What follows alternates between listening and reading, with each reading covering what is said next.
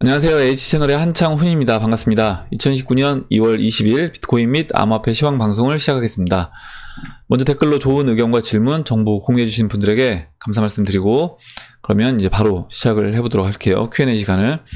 어제 그 비트코인 캐시에 대해서 비트코인 캐시 반감기가 언제냐 이렇게 물어보신 분이 계셨는데 제 답변을 못 드리고 저 이제 구독자분들 중에 혹시 아시는 분 있으면 답변을 달라 이렇게 제가 말씀드렸는데 와사비님이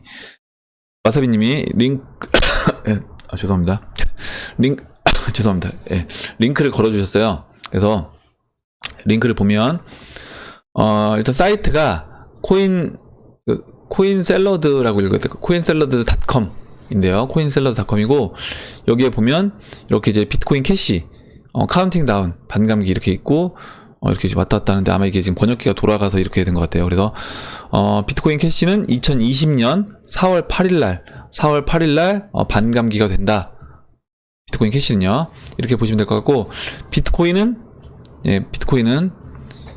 이것도 또 이렇게 깜빡거리네. 2020년 5월 24일. 그래서 차이가 약간 나긴 하는데 뭐 큰 차이는 안 납니다. 그러니까 비트코인은 2020년 5월 24일이 반감기이고요. 비트코인 캐시는 2020년 4월 8일. 그러니까 한 달 정도 비트코인 캐시가 빨리 반감기가 적용된다. 이렇게 이제 보시면 될 것 같습니다. 네. 그래서 좋은 정보를 공유해주신 와사비님한테 이제 감사드리고, 일단 여러분들도 혹시 필요하시면 이 coinsalad.com 기억해 두셨다가 여기 들어가셔서 보시면 될 것 같아요. 제가 사이트 쭉 둘러보진 않았는데 일단 보시면 아마 이제 관련된 이런 반감기 관련된 정보들이 있을 것 같습니다. 네. 그리고 그럼 이제 시작을 해보도록 하겠습니다. 미사님이 써주셨어요. 한번 읽어볼게요. JPM 코인으로 은행은 자체 QE를 시작할 것입니다. 실제 보유하고 있는 달러보다 몇십 배의 스테이블 코인을 발행할 것이고 이건 마치 현재 지급 준비와 동일하죠. JP모건의 필두로 전세계 은행은 너나 할 것 없이 자체 스테이블 코인을 발행하여 급속한 통화 팽창이 시작될 것입니다. 이는 곧 브릿지 통화의 필요성이 더욱더 크게 대두되고 인플레이션은 심화될 것이고 서서히 법정 통화에서 브릿지 통화로 부의 이전이 시작되는 것이죠. 어제였나요? 엊그저께였나? 그 와사비님이 그 JPM 코인에 대해서 의견 주셨던 부분에서도 이제 제가 좀 참신하다 얘기했던 부분이 지금 이제 미사님이 얘기해 주신 내용하고 이제 같은 내용인데 이런 겁니다. 그러니까 뭐냐면 우리가 이제 예상하는 건 이거죠. 스테이블 코인이라고 하면 달러를 1대1로 패깅한 스테이블 코인이라고 하면 실제로 달러를 그만큼 비치해 놓고 그리고 그만큼 해당되는 것만큼 스테이블 코인을 발행해야 됩니다. 근데 지금 테더와 같은 경우 이제 이슈가 뭐냐면 문제가 얘네가 테더를 발행한 것만큼 달러를 실제로 보관하고 있느냐 이제 이게 문제인 거고 트루 USD 같은 경우는 자신들이 이제 외부 감사 기간을 둬서 한 달마다 홈페이지를 통해서 이걸 보고하겠다 이렇게 얘기를 했습니다. 그래서 이 부분에서 이제 신뢰 문제가 있을 수 있는데 지금 이제 얘기해 주셨던 것처럼 각 은행들이 이런 식으로 자체 QE를 시작할 수 있고 이게 이제 마치 지급 준비율을 이제 낮추는 것 같은 그런 거를 통해서 얘네가 갖고 있는 처음에는 1대1로 패깅을 하지만 나중에는 실제 달러를 보관하고 있는 거를 다 보관하지 않고 그냥 먼저 발행하고 그 다음에 어느 정도 이 보관하고 있는 거를 1대1이 아니라 지급 준비율을 낮추는 것처럼 이런 식으로 할 수 있다. 그렇게 된다라고 하면 이게 급속도로 각 은행들이 경쟁적으로 서로 이거를 발행해서 한다라고 했을 때 돈의 가치는 급격히 이제 줄어들 거다라고 이제 얘기를 해주신 것 같아요. 그래서 만약에 이렇게 진짜 이게 실제로 벌어진다라고 하면 어마무시한 일이 될 것 같습니다. 이때는. 왜냐면 뭐 그냥 일반 은행들이 사실 어떻게 보면 그 페드에서 돈 찍어서 발행하는 것도 뭐 민간 은행이 물론 정부의 어떤 정부 기관처럼 이렇게 포장되어 있긴 하지만 민간 은행이 돈을 찍어내는 것이기 때문에 사실 그 부분이 좀 더 그냥 확장된 거다라고 볼 수 있고 그리고 페드의 또 이사진이 JP 모건도 있기 때문에 그렇게 본다라고 하면 어차피 그놈들이 다 그놈들이고 그놈들이 또 그걸 해먹는 거다 이렇게 이제 볼 수 있을 것 같습니다. 예, 계속 이어서 읽어보도록 할게요. 이는 여기 읽었나요? 이는 한번 다시 읽어보겠습니다. 이는 곧 브릿지 통화의 필요성이 더욱더 크게 대두되고 인플레이션은 심화가 될 것이고 당연히 돈의 가치가 떨어지니까 인플레이션이 심화되는 거겠죠. 서서히 법정 통화에서 브릿지 통화로의 부의 이전이 시작되는 것이죠. 그러니까 브릿지 통화라고 하니까 딱 리플이 떠오릅니다. 아마 이제 리플을 하고 계실 것 같아요. 리플을 생각하고 쓰신 것 같아요. 전 세계 어디서든 법정화폐의 신용이 추락하는 반작용 브릿지 통화를 손쉽게 사용 가능하면 스마트폰 월렛 굳이 스테이블 코인으로 바꿀 필요가 없으니 브릿지 통화 자체로도 통용이 될 수 있다. 그 외에 유형, 무형, 금융자산은 특정 가상화폐로 토큰화 가능하게 되면 기존 법정화폐의 팽창 및 붕괴는 가속화될 것입니다. 즉 사람들이 인지하지 못한 채 서서히 단일 통화를 사용하게 길들여져 가는 것이죠. 브렉시트 이후 유로 붕괴도 병행될 것입니다. 그러니까 어제 이제 브렉시트 관련된 이슈를 좀 얘기 드렸는데 지금 얘기해 주셨던 부분에서 잠시만요. 보면 지금 유형 무형 그리고 금융자산 이 유형 무형 금융자산 이게 지금 유틸리티 코인들이 각종 어떤 데이터라든가 각종 자산들을 이런 암호화폐로 이제 바꾸는 작업을 하고 있습니다. 그렇다라고 하면 이런 게 이제 이런 토큰들 다 토큰화가 되고 그리고 이런 토큰화가 된 이후에 처음에는 법정화폐랑 같이 써요. 그러니까 스테이블 코인을 같이 병행해서 씁니다. 제가 지난번에 말씀드렸어요. 같이 쓰는데 만약에 이 스테이블 코인이 지금 베네수엘라의 볼리바르처럼 그러니까 달러 대 볼리바르처럼 스테이블 코인 자체가 거의 의미 없는 수준으로 떨어지게 된다라고 하면 볼리바르를 뭔가 카운트하는 게 베네수엘라에서 의미가 없는 수준이 지금 된 것처럼 마찬가지로 법정화폐 인 스테이블 코인, 그러니까 법정화폐를 기반으로 한 이 스테이블 코인도 의미 없는 수준이 될 거다. 어느 수준에는 그 의미 없는 수준이 물론 과도기적 단계는 있겠지만요. 의미 없는 수준이 되게 되면 그때는 우리가 이제 이 법정화폐 스테이블 코인은 쓰지 않고 그냥 뭐 리플을 기반으로 해서 리플로 결제를 한다거나 아니면 뭐 스텔라로 결제를 한다거나 이런 식으로 이제 진행이 될 거라고 이제 보고 있습니다. 그리고 이제 여기서 제가 이제 한 가지 더 말씀드리면 베네수엘라가 지금 이제 얼마 전에 기사에서 봤는데 이렇게 됐어요. 뭐냐면 화폐를 볼리바를 찍어낼 수가 없게 됐습니다. 무슨 얘기냐면 볼리바를 찍으려면 그 돈을 지불해야 되잖아요. 돈을 지불해야 되는데 돈을 지불하고 그러니까 뭐 우리나라 예를 들어 조폐공사라고 하면요. 그러니까 다른 나라에 이제 부탁을 해서 돈을 찍어내서 받아온다고 하는데 보면 원래는 돈을 찍어내면 그 종이값에 인쇄 비용 그리고 이제 그쪽에 위탁해서 그쪽에서 어떤 비용 추가적인 비용을 더 지불할 겁니다. 그렇다고 하더라도 거의 이제 종이값에서 플러스 알파 조금 되는 수준이겠죠. 인쇄 비용까지 포함해서요. 근데 그거를 낼 돈이 없다라고 하는 겁니다. 무슨 얘기냐면 종이에 인쇄하는 그 비용도 나오지 않는 수준까지 된 거예요. 그렇기 때문에 이거는 저는 이제 볼리바르는 가치가 끝났다. 라고 보는 겁니다. 그러면 나중에 이제 이런 법정화폐 또 그런 식으로 이제 진행될 거라고 보고 있어요. 그래서 이런 스테이블 코인을 가지고 뭔가 카운트하는 것 자체가 의미가 없다라고 좀 생각이 들게 되면 사람들 머릿속에 인식이 자리 잡히면 그때는 스테이블 코인이 이제 영원으로 간 거다라고 이제 보면 될 것 같습니다. 그리고 브렉시트 얘기해 주셨고 일반적 수요에 의해서 특정 브릿지 통화가 전 세계에서 크게 통용되고 있는 상황에서 은, 금의 실물 자산의 본위를 더하여 마침내 단일 통화를 만들지 않을까 생각합니다. 이렇게 얘기해 주셨습니다. 네, 다음 내용 보도록 할게요. 다음 내용은 사막여우님이 써주셨는데 스테이블 코인 관련해서 고민을 많이 해봤습니다. 비트의 가격 변동성을 1달러로 고정해서 잡으면 블록체인 플러스 가격 유지 기능으로 전적으로 미래 화폐의 기능을 할 수 있는 게 아닌가. 근데 한 가지 문득 드는 생각은 달러가 스캠이고 무한정 양적 완화를 실행하면 스테이블 코인도 가치가 자동으로 떨어지는 게 아닌가요?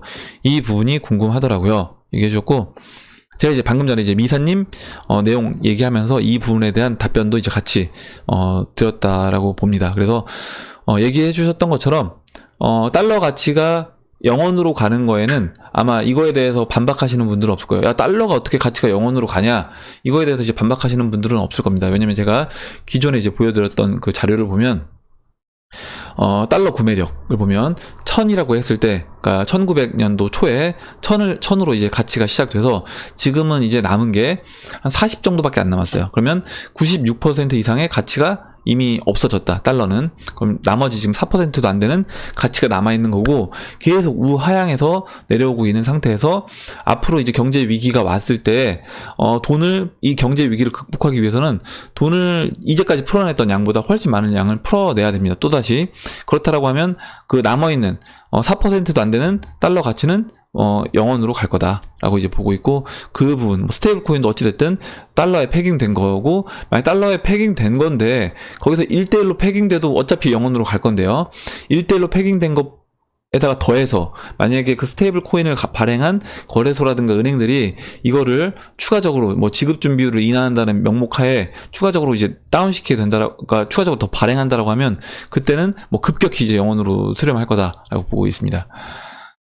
예, 반대급부로 당연히 이제 암호화폐는 급격히 올라가는 것처럼 보여지겠죠. 네, 다음 보도록 할게요.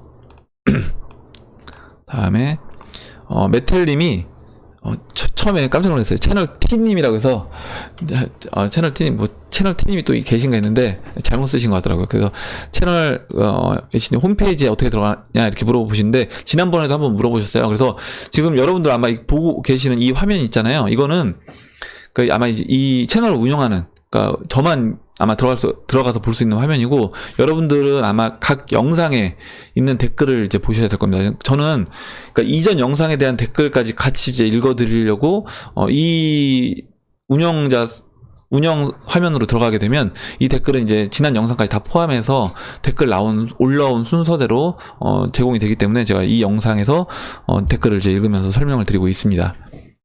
잠시만요. 물 좀 마시고 갈게요. 예. 다음에 예, 코인 참수님이 질문해 주셨는데 일단 제가 이렇게 뭐 좋은 자료를 일반 대중에게 소개해주고 교육해 주는데 암호화폐 시장에서 H님의 최종 목표가 어디인지 궁금하네요. 이렇게 얘기를 해주셨고 제가 이제 이 부분에 대해서 한번 영상 처음 할 때쯤 얘기했던 것 같은데 다시 한번 또 궁금하신 분들이 있을 것 같아서 한번 말씀을 드려보도록 하겠습니다. 일단 제가 두 가지로 한번 생각을 해봤어요. 그러니까 개인적인 목적이 있을 수 있고 좀 개인적인 목적 말고 사회적인 방향으로 생각해 봤을 때 제가 이 지금 H 채널을 운영하고 있는 이유가 있습니다. 그리고 이제 제가 추구하고 있는 게 있는데 일단 개인적으로는 일단 그리고 처음에 먼저 여러분들한테 드릴 말씀이 뭐냐면 제가 이제 뭐 여러분들한테 교육을 해준다라고 했잖아요. 좋은 자료를 주고 근데 이건 제가 여러분들한테 물론 제가 알고 있는 여러분들은 모르시지만 뭐 제가 알고 있는 정보를 물론 제가 알고 있는 정보도 사실 거의 다 오픈된 정보입니다. 뭐 저만 특별히 혼자 알고 있는 정보는 없다고 보시면 돼요. 그냥 다 알고 있는 정보를 제가 이제 어떻게 보면 먼저 알았기 때문에 그냥 알려드리는 거고 뭔가 이제 예전에 알았던 정보 중에서 제가 연결시켜서 설명드릴 수 있는 부분들을 설명시켜 드리는 것 뿐이고요. 그리고 제가 이제 여러분들이 저한테 질문하시면 제가 이렇게 답변을 다 해드리잖아요. 제가 답변할 수 있는 부분에 대해서는 하는 것처럼 또 어제 제가 이제 비트코인 캐시 반감기 몰라서 여러분들한테 이렇게 구독자 여러분들한테 물어보면 또 아시는 분, 와사비님이 이렇게 답변을 주십니다. 무슨 얘기냐면 제가 드리고 싶은 얘기는 여러분들이 질문하시는 걸 제가 정보 제공을 하기도 하지만 여러분들도 마찬가지로 또 저한테 정보 제공을 해주고 계신 거예요. 그래서 이거는 저만 이렇게 여러분들한테 자료를 주고 이렇게 하는 건 아니다. 서로 상호 소통을 하고 있는 거다. 이렇게 이제 봐주시면 될 것 같고 그래서 이제 개인적인 제 목적은 뭐냐면 이 영상을 통해서 개인적인 성장을 하는 겁니다. 이 개인적인 성장이라고 하면 이 암호화폐 시장에서 제가 이제 공부를 하는 거죠. 공부를 하면서 제가 모르던 정보, 비트코인 캐시 반감기 제가 몰랐잖아요. 몰랐는데 오늘 이제 또 이렇게 이 채널을 운영하면서 알게 됐습니다. 이런 것처럼 그리고 이제 이런 사이트가 있다라는 것도 알게 된 거죠. 여러분들도 마찬가지고요. 그래서 이런 식으로 개인적인 성장을 하는 거고 당연히 또 경제적으로도 이 채널을 통해서 성장하는 거. 그래서 개인적인 성장이 일단 목표인 거고 그리고 이제 사회적인 측면에서 많이 본다라고 하면 지금 이제 경제 위기가 제가 계속 올 거다. 앞으로 90년 만에 오는 경제 위기가 올 거다라고 이제 말씀을 드렸잖아요. 그러면 이 경제 위기가 왔을 때 과연 우리가 어떻게 해야 될 것인가? 어떻게 대처를 해야 될 것인가? 그리고 4차 산업으로 넘어갈 때 이 부분에 대해서 그 재미니 거래소에서 썼던 것처럼 어떤 혼란 상태에서 사람들이 굉장히 혼돈 속에 있을 때 그때 가이드 역할을 해줄 수 있다라고 보고 있습니다. 그리고 그 누구죠? 로저버가 자기 사비를 털어서 광고를 하잖아요. 광고를 하고 막 알립니다. 이 비트코인에 대해서. 이런 것도 그런 계몽 활동이라고 생각해요. 지난번에 이제 재미니 거래소에서 뭐 뉴욕 시내에서 커피를 제공하면서 계몽 운동을 한 것처럼 저도 유튜브 채널을 통해서 이 암호화폐에 대해서 그냥 투기라든가 단순 도박이라든가 이런 게 아니라 우리가 이걸 왜 투자해야 되고 산업이 앞으로 4차 산업으로 어떻게 바뀌게 된다고 하면 시대가 어떻게 바뀔 건지 이런 걸 이제 같이 얘기하면서 계몽 활동을 한다라고 이제 봐주시면 될 것 같아요. 그리고 또 경제 위기가 왔을 때 우리나라 이제 국민들 입장에서 보면 경제 위기가 왔을 때 당연히 이제 어려움을 겪을 수밖에 없습니다. 대부분 사람들이. 그렇다라고 하면 그 어려움을 겪는 과정에서 우리가 개인적으로 경제적인 어떤 힘을 갖추는 것, 이게 국가 입장에서만 봐도 큰 도움이 되는 거예요. 왜냐면 만약 개인들이 다 힘들다라고 하면 국가 입장에서 어느 정도 챙겨줘야 되잖아요. 또 세금도 많이 내야 되는 겁니다. 세금도 걷어들일 수가 없는 거죠. 왜냐면 개인들이 돈을 벌어야지 그만큼 세금을 걷는데 국가 입장에서 세금을 걷어들일 수도 없는 겁니다. 개인들이 다 돈을 못 벌고 있다라고 하면.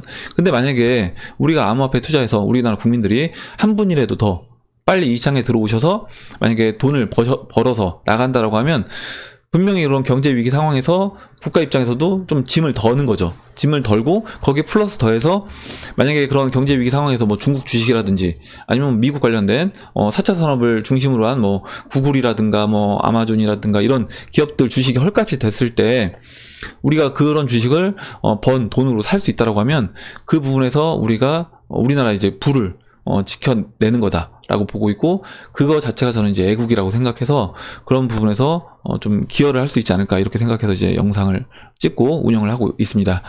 이렇게 이제 답변을 하고 넘어가도록 할게요. 네, 그리고 다음에 소울H님이 물어봐 주셨는데 원화 마켓에서 리플이 340원이고 BTC 마켓에서 리플이 335원이면 BTC 마켓에서 리플을 매수해서 원화 마켓에서 팔면 수익을 챙기는 구조입니까? 예, 맞습니다. 입문한 지 얼마 되지 않아 이제 공부하는 중이다 이렇게 했고, 맞는데 이걸 이제 보통 재정거래라고 하고 뭐 무위험 차익거래라고도 할 수 있습니다. 그러니까 물론 위험은 아예 없는 건 아니죠. 그 암호화폐를 내가 갖고 있어야지만 할 수 있는 부분이 있습니다. 근데 지금은, 예전에는 이게 잘 됐어요. 잘 됐는데 지금은 어떤 특정 거래소들이 아니라고 하면 잘 되지 않습니다. 그리고 특정 거래소가 있다라고 하면 당연히 그 거래소는 뭔가 있어요. 왜 그렇게 되는 이유가, 가격 차이가 존재하는 이유가 있다라는 겁니다. 무슨 얘기냐면 지난번에 이제 빗썸 거래소처럼 입출금을 막아놨다거나 입출금을 열어놨는데도 만약에 그런 가격차가 존재하면 당연히 그 가격차 갭을 먹으려고 들어가는 세력이, 저는 그 사람들이 있다라고 보시면 될 것 같아요. 그래서 지금 보시면 예를 들어서 업빗만 봐도 이런 가격차가 거의 없다라고 보시면 됩니다. 지금 방금 전에 이제 예를 들어주신 것처럼 제가 하나만 이거 예를 들어서 이제 보여드릴게요. 보시면 비트코인 리플이 지금 353원입니다. 원화 시장에서요. 달러 시장에서 리플을 보시면 0.323달러인데 원화로 이제 바꾸면 353원이에요. 예, 그죠? 353원입니다. BTC 마켓도 마찬가지일 거예요. BTC 마켓도 큰 차이가 없습니다. 지금 353원과 354원 이 사이에 지금 여기 찍혀 있는 건 마지막으로 찍혀 있고, 그러니까 여러분 혹시 보실 때 이렇게 왜곡되어 있는 경우가 있기 때문에 반드시 직접 확인을 하셔야 되는데, 지금 이렇게 354원에 찍혀 있지만 353원하고 4원 사이에서 이제 거래가 되는 거예요. 그러면 무슨 얘기냐면 이렇게 시장은 다릅니다. 원화 시장, BTC 시장, 뭐 달러 시장 이렇게 있는데 이런 가격 차이가 거의 없다. 만약 가격 차이가 있다라고 하면 그 가격 차이를 이용해서 그 차익을 먹으려는 사람들이 있기 때문에, 저 같은 사람 포함해서요, 있기 때문에 예전에 초창기에는 있었을지 모르겠지만 지금 이제 거의 없다라고 이제 보시면 됩니다. 그래서 그냥 이런 재정거래를 하는 게 쉽지 않아요, 굉장히. 그리고 이거 자체를 이제 보수로 돌리기 때문에 사람이 따라가는 것 자체가 굉장히 어렵습니다. 그러니까 보수로 보면 이렇게 여러분 아마 보시면 호가창에 뭐 업비도 당연히 있을 거고 다른 거래소들 보시면 호가창에 이제 위아래 매도에도 예를 들어서요, 매도에 뭐 여기 이렇게 매도량, 매수량, 이것도 지금 복 같은데 보시면 0.008298에 15,000개, 그리고 8269에 15,000개가 깔려 있잖아요. 이렇게 깔아 놓습니다. 위아래로 깔아 놓고 한쪽에서 무조건 체결이 된다라고 하면 반대 포지션을 취하는 거예요. 다른 시장에서. 그러면 이제 어차피 거래소는 자신들 보수로 돌리면 자신들은 수수료를 낼 필요가 없잖아요. 그럼 1원만 먹어도 그 1원이 적은 금액이 아니라는 거죠. 그래서 그 금액을 먹기 위해서 이렇게 보수를 돌린다라고 이제 보시면 될 것 같습니다. 예. 그리고 다음 보도록 할게요. 다음에 지금 솔 H님 걸 받고, 그 다음에 이제 이상시련님이 어제 이제 이렇게 좋은 정보하고 얘기했다, 개인적인 얘기를 읽어줬다 이렇게 얘기를 했고, 여기 이제 또 댓글에 달아주신 게 있어서 이 부분을 이제 제가 한번 얘기를 해보려고 설명을 지금 말씀을 꺼냈는데 한번 보도록 하겠습니다. 일단 지금 이상시련님도 코인 참수님도 지금 자영업을 10년째 하고 계시고, 이상시련님도 10년 정도 돼가는데 코인 참수님과 비슷하네요. 일단은 제가 하는 일도 레드오션 분야라 진입장벽이 없으니 과열 경쟁에다 경기가 안 좋아지다 보니 파이가 더 줄어들고 있습니다. 대부분 자영업 하시는 분들이 다 그래요. 그러니까 제 주변에 보면 지금 당장 대체할 아이템도 떠오르지 않고요. 전통시장은 곧 붕괴되어 가는데 뾰족한 수가 없네요. 믿는 건 오직 새로운 시대를 맞이하게 될 암호화폐밖에는 없다라고 생각합니다. 예, 맞습니다. 제가 봐도 진짜 자영업은 뾰족한 수가 없다라고 보고 있어요. 오늘 기사에 비트코인이 420만원에 안착했다는 소식이 포털 메인에 걸렸는데 댓글이 이제 궁금해서 쭉 읽어봤거든요. 한 분 빼고 나머지 분들은 한강 가느니, 아직 하냐 등의 이제 비판적인 말들 일색이었는데, 이상하게 그 글들을 보면서 안도를 하게 되더군요. 미쳤나 봅니다. 농담이고요. 아직 기회는 우리한테 있구나라는 생각이 들었습니다.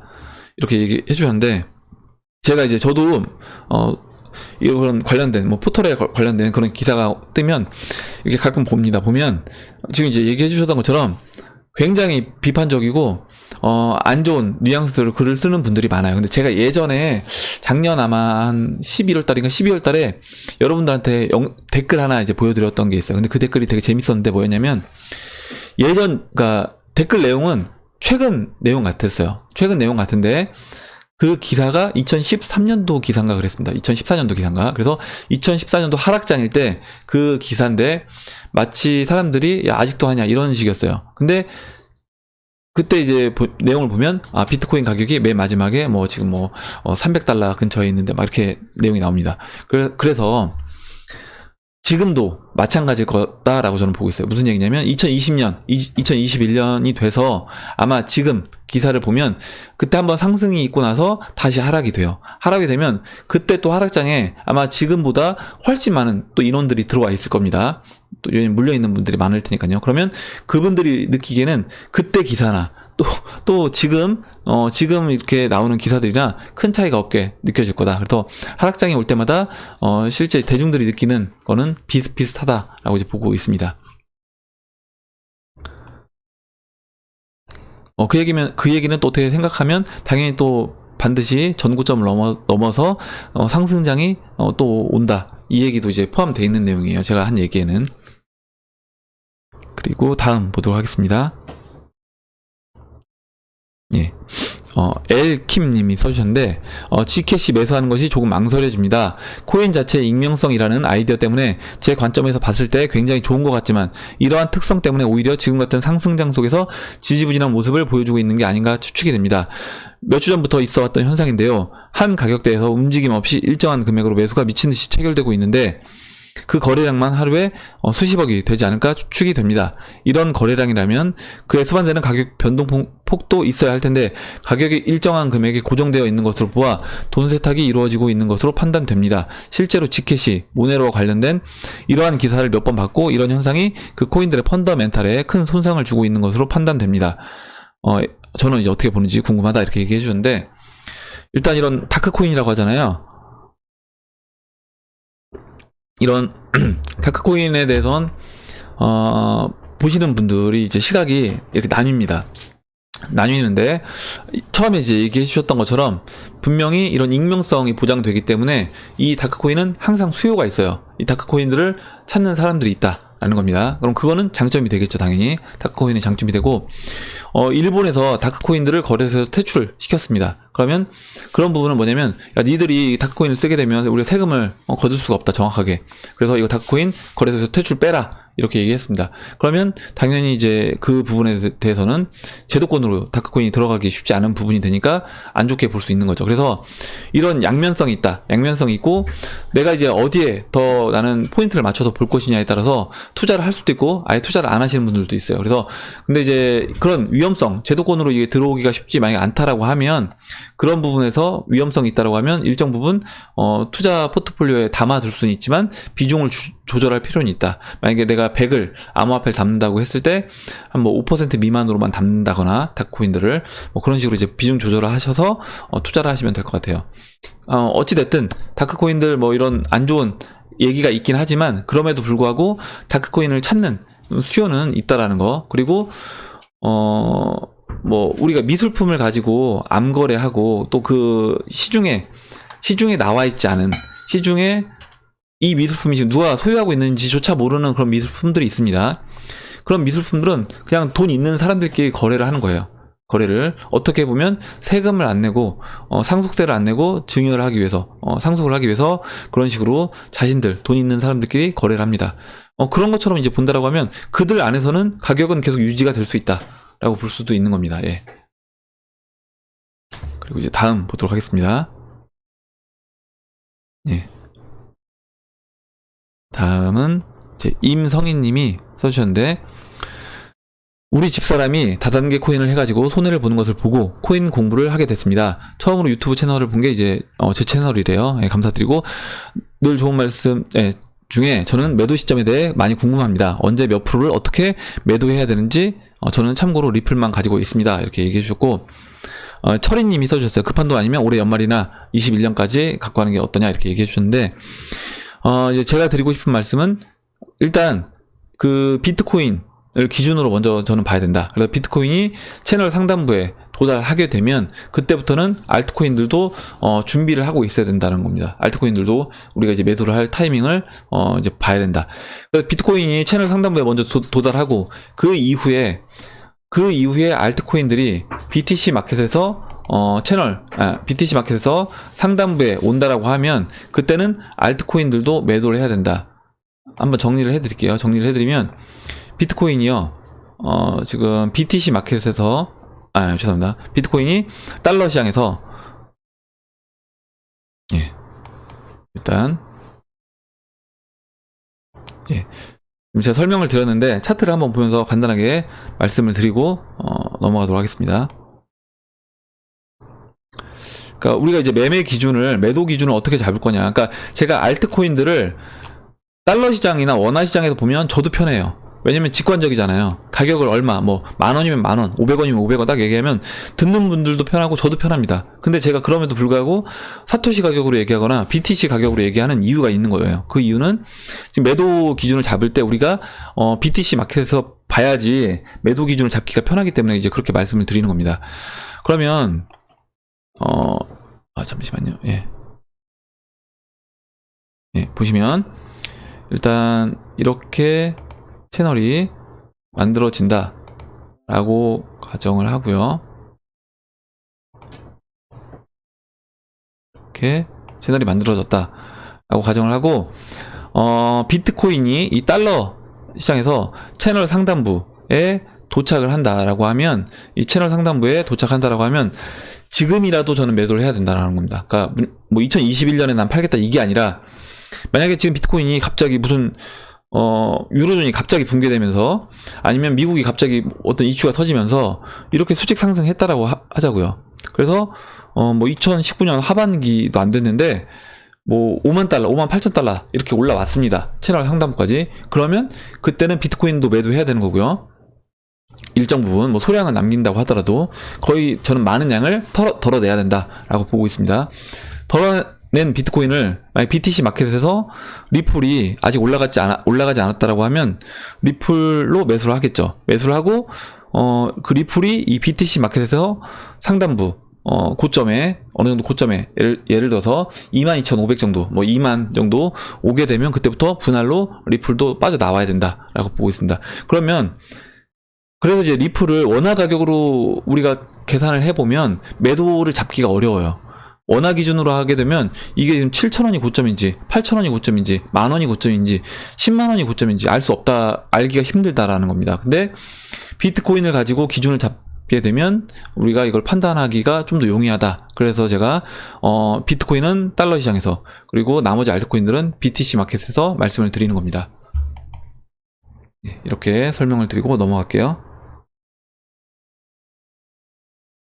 그리고 다음 보도록 하겠습니다. 다음에 요소님이 써주셨는데, 저는 이제 트론을 계속 모으고 홀딩 중인데요. BTT가 오늘 빗썸에 상장한다고 합니다. 업비트 등에서 BTT로 천하제일 단타대회가 벌어지곤 했는데 BTT는 어떻게 접근하는 게 바람직할까요? 이렇게 얘기해 주셨고, 저도 일단 트론을 보유하고 있어서 이제 받았습니다. 에어드랍을 받았는데, 그래서 조금 이제 트론에 10% 정도 되는 물량을 에어드랍으로 지금 받아놓은 상태인데, 일단 매도는 하지 않았어요. 매도는 하지 않았고, 비트토렌트에 대해서 이제 기사 내용을 하나 이제 보여드리려고 해요.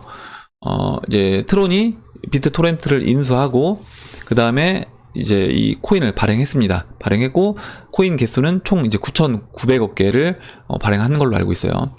보시면, 일단 비트토렌트는 P2P 사이트라는 건 아마 대부분 아실 겁니다. 대부분 아실 거고, 이 P2P 기술을 기반으로 해서 인터넷 파일을 서로 이제 공유하는 거예요. 서로 공유하고, 그렇게 됐을 때 이 공유자가 이제 많아야지 우리가 좀 더 용이하게 서로 파일을 주고받을 수 있는 겁니다. 다양한 당연히 또 파일이 존재하는 거 되고요. 비트토렌트는 현재 사용자가 한 1억 명 정도 된대요. 그러면 저스틴 선 입장에서 비트토렌트를 인수해서 하게 됐을 때 1억 명의 이제 유저를 확보할 수 있다는 겁니다. 그러면 굉장히 이 암호화폐를 대중화시키는데 대중화시키는데 용이하다는 거죠. 그래서 이제 비트토렌트를 인수한 거고, 비트토렌트를 갖고 있는, BTT 토큰을 갖고 있는 사람들은 뭐냐? 그러면 이런 겁니다. 파일을 갖고 있는 사람에게 파일을 전송의 대가로 암호화폐를 지불해주고 더 빨리 받으려고 한다라고 하면, 그러니까 그냥 받을 수는 있어요. 만약에 지불 안 하고 내가 공짜로도 받을 수 있는데, 만약에 거기서 좀 더 빨리 받으려면 이 토큰을 지불하면, BTT를 지불해주면 좀 더 빨리 또 받을 수 있는 겁니다. 그리고 파일 보유자는 당연히 이 네트워크에 더 많은 파일을 올려둘 그런 유인, 동기가 생기는 거죠. 동기 부여를 해주는 거다. 외적 동기 부여가 된다라고 이제 보시면 될 것 같습니다. 그리고 트론 홍보 담당자는 BTT 트랜잭션의 일부를 회사가 수수료로 떼어가지는 않을 거다 라고 이제 얘기를 해줬습니다. 그러니까 이렇게 보시면 될 것 같아요. BTT만 활발하게 쓰여도 이 BTT가 결국에 이제 TRC10이라는 이 토큰으로 발행된 거기 때문에, 여기서 그 트론 가격을 상승시킬 수 있는 요인으로 작용된다라고 보고 있는 겁니다. 그래서 어떻게 보면 트론에서는 BTT를 따로 회사 수수료를 안 받아도 이게 활발하게 움직이게만 해줘도 그걸로 인해서 수익을 볼 수 있다라고 이제 보고 있습니다. 그리고 이제 한 가지 좀 만약에 안 좋은 점을 굳이 찾는다라고 하면, 저스틴 선이 비트토렌트를 창업자 브람 코엔을 인수 뒤에도 회사에 남을 조건으로 이제 계약에 담으려고 했는데, 코엔이 거절했대요. 거절했고, 대신 저스틴 선은 코엔이 새로운 회사를 차렸다고 합니다. 새로운 회사인 이 치아 네트워크의 지분을 받았대요. 근데 이거는 일단은 이 비트토렌트를 끌고 갔던 대표가 간 거고, 그 대표가 새로 가서 차린 회사의 지분은 저스틴 선이 받아간 거기 때문에, 사실 그거는 이제 이 암호화폐 트론을 갖고 있는 사람들한테 직접적인 연관은 있는 건 아니고, 또 비트토렌트를 처음부터 지금까지 키워왔던 창립자가 일단 빠진 상황이기 때문에, 그럼 구심점이 좀 없어진 상황에서 이게 얼만큼 잘 비트토렌트가 이제 또 굴러갈 수 있을지, 성장할 수 있을지, 그건 좀 지켜볼 필요가 있다. 그렇게 본다라고 하면, 그 부분은 이 부분에서 좀 약점이 될 수 있다라고 하면, 굳이 약점을 찾는다라고 하면 그런 부분이 약점이 될 수 있다라고 봅니다. 예. 이렇게 말씀을 드리고 정리를 하고 넘어가도록 하겠습니다. 다음으로 리플 마니아님이 써주셨는데 한번 읽어볼게요. 많은 기업인들이 제드 맥갤럽은 굉장히 똑똑한 사람으로 보고 있습니다. 그러나 사기를 당하고 여러 마음적으로 어려움을 당하면서 운이 없다고 보고 평가를 하고 있고요. 어떻게 보면 마운틴 곡스 사건도 뭐 이 사람이 마운틴 곡스를 통해서 파산했지만 그게 마운틴 곡스를 뭐 이 사람이 일으킨 그 해킹 사건을 일으킨 건 아니니까요.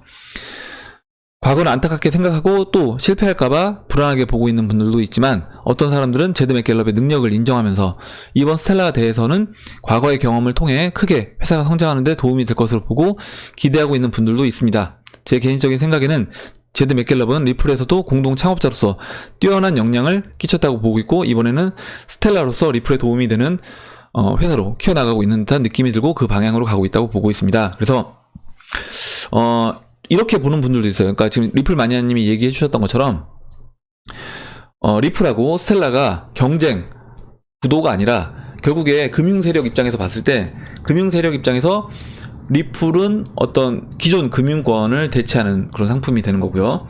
스텔라는 개인들 간에 거래를 할 수 있는 뭐 그런 화폐라고 한다라고 하면 그리고 IBM도 결국에 IBM도 이제 금융세력이 이미 갖고 있는 거고 IBM과 또 협약을 해서 하고 있기 때문에 IBM, 뭐 스텔라 그리고 리플 이런 게 서로 금융세력이 다 일정 부분 영향을 끼치고 있다라고 하면 금융세력 입장에서 둘 다 키우려고 할 것이고 그렇게 했을 때 어떻게 보면 스텔라와 리플이 같이 성장하지 않겠냐 경쟁 구도가 아니라 이제 그렇게 좀 아마 얘기를 해주신 것 같아요. 그래서 이렇게 보시는 분들도 있다라고 보고 있습니다. 좋은 내용을 해주셨고 리플 마니아님은 이제 지금 유튜브 방송하고 계신 분이에요. 그리고 다음 보도록 하겠습니다. 임성재님이 써주셨는데 유튜브 영상을 휴대폰으로 주로 보고 있는데 댓글을 읽을 수도 쓸 수도 없는 점이 참 아쉽습니다. 아마 휴대폰으로 댓글을 읽을 수 있는데 아래로 쭉 내리시면 읽을 수 있는데 아마 읽을 수 없다라고 하면 설정에 그 댓글을 나오지 않게끔 설정이 돼 있기 때문에 그럴 겁니다. 그래서 이거를 아마 검색해 보시면 그 핸드폰으로 댓글 보실 수 있습니다. 아래로 내려가시면 영상에서 휴대폰으로도 충분히 댓글 보실 수 있고 댓글 작성할 수도 있습니다. 저도 이제 물론 데스크탑으로 이제 대부분 댓글을 작성하지만 바깥에 있을 때 바깥에 있는 시간이 이제 길어지다 보면 가끔 핸드폰으로도 댓글을 작성하기도 합니다. 그래서 할 수 있다는 거 말씀드리고 그리고 이제 질문해 주신 거는 시총 높은 테조스 코인을 질문해 주셨는데 테조스 물어보시는 분이 없다 이렇게 얘기해 주셨고 그리고 테조스 관련돼서 한번 좀 차트를 봐달라 이렇게 얘기해 주셨어요. 그래서 제가 다음에 차트 볼 때 테조스를 한번 보도록 하겠습니다. 그럼 이제 마지막으로 금은동님이 써주신 내용만 보고 정리를 하도록 하겠습니다. 영국이 노딜 브렉시트로 몰아가는 이유와 플랜 B가 퇴짜 맞았던 이유 그리고 브렉시트가 연장될 거라는 얘기도 나오는데 EU에 잔류하게 될 가능성은 없는지요? 예, 제가 봤을 땐 EU에 잔류하게 될 가능성은 없다고 봅니다. 예, 영국에서 금융자본이 이탈하면 어디로 갈지 이에 대해서 영국은 아무 대책이 없을까요? 인플레이션이 불보듯 뻔할 텐데 브렉시트로 인해 얻는 이득이 무엇인지 여쭤봅니다. 이렇게 얘기해 주셨는데 어제 제가 이제 브렉시트 관련돼서 좀 말씀을 드렸어요. EU에 잔류하게 될 가능성이 제가 없다고 보는 이유는 그 브렉시트 투표를 하고 그리고 브렉시트 이제 국민들이 투표를 해서 찬성표가 이제 많이 나와서 브렉시트가 됐습니다. 그래서 이제 빠져나오게 됐는데 3월 29일에 하는 거는 브렉시트는 할 건데 이거를 그러니까 노딜로 할 건지 아니면 합의를 하고 할 건지 이제 이 부분을 얘기를 하는 거고요. 여기서 이제 잔류하게 될 가능성이 제가 없다고 보는 이유는 금융 세력이 벌써 저는 이거 의도한 그림이다라고 보고 있는 겁니다. 금융 세력이 영국에 이제 본거지를 두고 있고 자신들의 영국 내에 혼란을 최소화시키기 위해서 미리 유로존이 막 급격히 여러 나라들이 유로존을 빠져나가면서 굉장히 혼란스러운 상황에 영국이 나오는 것이 아니라 미리 한 발짝이라도 먼저 나오게 하기 위해서 이런 브렉시트를 저는 했다라고 보고 있기 때문에 그렇다라고 하면 금융세력 입장에서 이걸 다시 브렉시트를 없던 일로 하고 영국이 유로존에 잔류하겠다 이렇게는 진행되지 않을 거다라고 보고 있는 겁니다. 그렇게 이제 보고 있고 이제 어제 뭐 지금 영국에 있는 부동산이라든가 영국에 있는 뭐 혼다 이런 기업들이 이제 매각을 하면서 나가는데 이런 일들은 이제 어떻게 보면 시작에 불과한 거다라고 보고 있고 오히려 지금 정리하는 게 지금 정리하는 게 그나마 고점에서 정리하는 걸 수도 있다라고 이제 보고 있기 때문에 좀 덜 혼란스러운 상황에서 정리가 되는 거다라고 이제 보시면 될 것 같아요. 그리고 이제 인플레이션은 불보듯 뻔하다라고 얘기해 주셨고 저도 이제 그렇게 보고 있습니다. 그래서 지금 영국에서 유행하고 있는 상품이 뭐냐면 브렉시트 관련된 이런 어떤 구조 상품, 브렉시트 관련이 됐을 때 뭐 4개월 동안 아니면 뭐 몇 개월 동안 버틸 수 있는 뭐 비상 식량 이런 상품들이 지금 굉장히 유행하고 있다라고 합니다. 예, 오늘 이렇게 했는데 오늘 또 이제 댓글을 다 못했어요. 그래서 제가 오후에도 추가적으로 댓글 부분 할 수 있게 되면 차트 설명드리기 전에 짧게라도 하고 만약에 그 내용이 좀 길어진다라고 하면 따로 또 떼어서 진행을 할 수 있도록 하겠습니다.